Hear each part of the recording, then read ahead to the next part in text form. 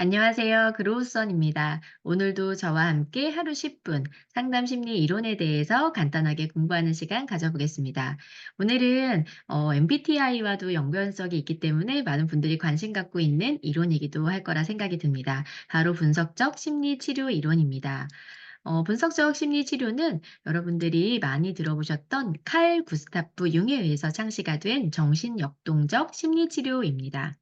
인간의 심층적인 무의식 세계를 설명하는 분석 심리학의 근거가 되어 있습니다. 인간의 마음을 의식과 개인 무의식, 집단 무의식으로 구분해 놓았고요. 다양한 개념들을 이와 연관해서 제시해 놓은 심리학입니다. 분석 심리학은 네 가지의 기본 가정을 두고 있기 때문에 꼭 기억해야 하는데요. 첫 번째는 체험에 근거한 심리학 이론이라는 점입니다. 객관적 사실이나 절대적 진리를 다루지 않고요. 개인의 마음에서 일어나고 있는 것에 집중하고 그러한 사실과 경험에 초점을 맞추고 있습니다. 두 번째는 무의식의 존재와 영향력을 중시한다는 점입니다. 무의식의 기능과 내용을 긍정적인 것으로 인식할 수 있도록 하고 있습니다. 세 번째는 목적론적인 관점입니다. 인간은 무의식을 발현을 위해서 나아가는 존재라고 보고 있기 때문에 개성화 과정을 중요하게 생각합니다. 네 번째, 인간 정신의 전체성을 강조하고 있습니다. 심리 현상에 대해서 환원론적인 설명에 반대하고 그 독자성을 인정하고 있다는 것입니다. 이와 관련해서 주요된 전체성이라는 개념이 있는데요. 인간이 전체성을 지니고 있고 이를 위해서 분화와 통합을 반복적으로 수행해 가면서 이 전체성을 발현하고 있다라고 보고 있습니다. 이러한 주요 개념과 관련해서 의식, 개인 무의식, 집단 의식, 무의식 세 가지를 제시합니다. 의식은 개인이 유일하게 직접적으로 알 수 있는 부분이기도 하기 때문에 지속적으로 또 성장하고 있는 부분입니다. 개인화는 이러한 자신의 전체성을 인식하는 것인데요. 자기 의식을 확대하는 과정이라고 볼 수 있습니다. 의식의 이러한 중심에 존재하는 것을 우리가 바로 자아라고 부릅니다. 개인 무의식은 자아에 의해서 인정받지 못한 경험이나 사고, 감정, 지각, 기억을 의미합니다.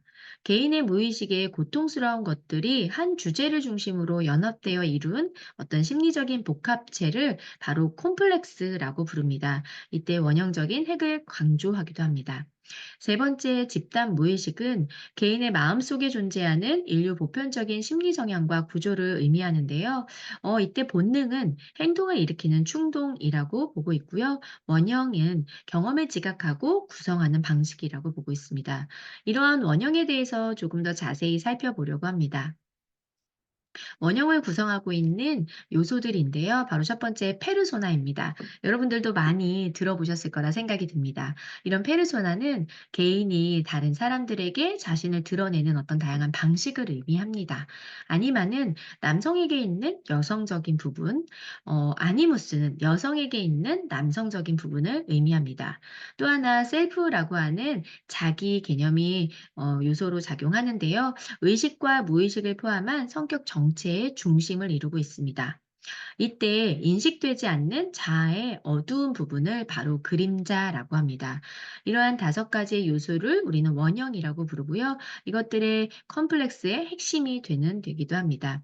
관련 경험들을 콤플렉스로 형성하게 되고요. 형태만을 지닌 심리적인 반응 양식이라고 볼 수 있습니다. 성격 유형과 발달입니다. 성격 유형은 태도와 기능의 차이로 분석 심리학에서는 설명을 하고 있습니다. 태도는 관심과 에너지를 투여하는 방향성의 차이인데요. 우리가 알고 있는 외향, 내향형이 바로 이 부분에 해당이 됩니다.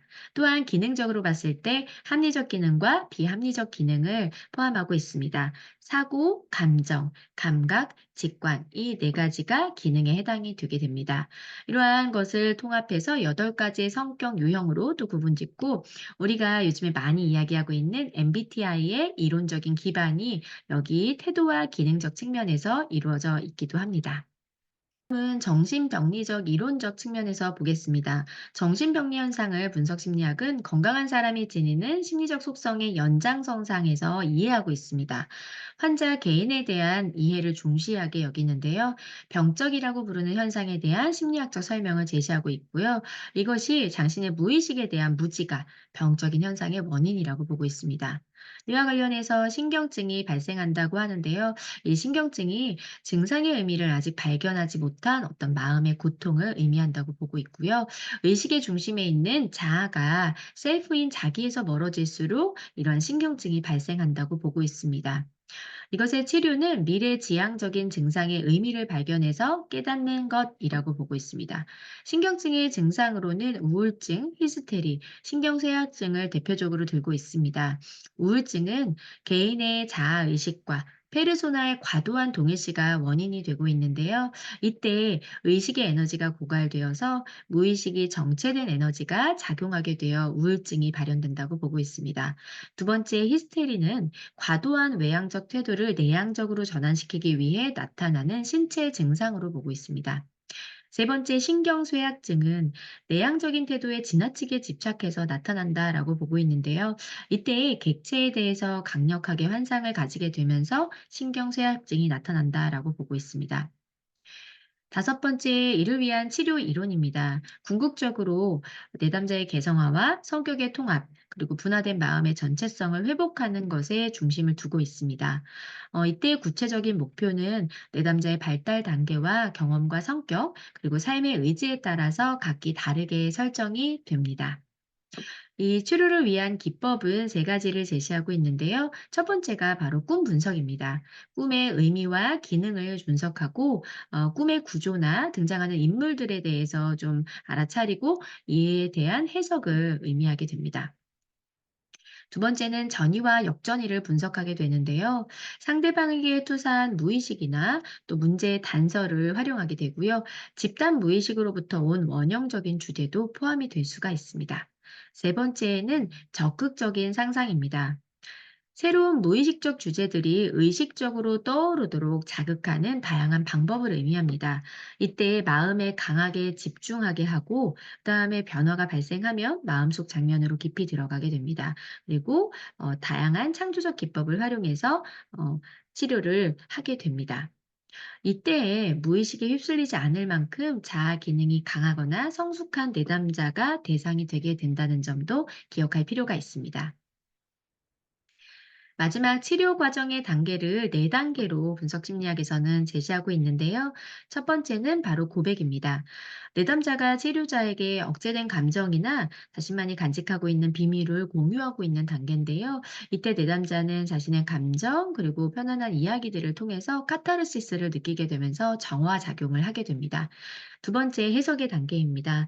꿈과 환상, 전이 또는 억압된 소망 등을 표현하게 되면서 이때 무의식적인 의미를 해석하게 되는 단계를 하게 됩니다. 무의식의 세계를 좀 이해하게 되면서 확장하고 좀 더 심화를 가지게 됩니다. 바로 세 번째 다음 단계는 교육입니다. 무의식의 통찰을 통해서 구체적인 현실에 내담자가 적용하는 단계입니다. 이때 내담자는 행동의 변화를 촉진하게 됩니다. 마지막 변환의 단계입니다. 치료자와 내담자가 깊이 있게 인격적으로 교류를 하게 되면서 이때 심오한 변화가 더욱더 생성되게 된다라고 볼 수가 있습니다. 이렇게 분석 심리학 치료에 대해서 오늘은 알아보는 시간을 가졌습니다. 오늘도 여러분의 상담 심리 이론 공부 화이팅입니다.